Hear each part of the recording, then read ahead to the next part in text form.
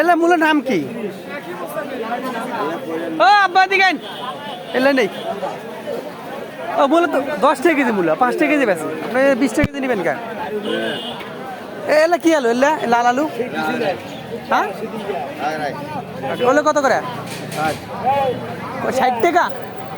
ও বাবা রে, কি কয়? আগ্রা আলু বলে 60 টাকা, মূল্য 10 টাকা কেজি।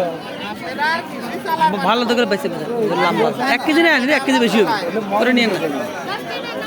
1 কেজি মাপে দেন।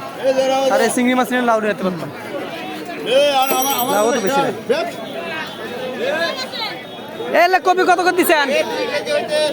কপি কত করে দিচ্ছেন? 2 কেজি 1 কেজি 1 কেজি 1 কেজি।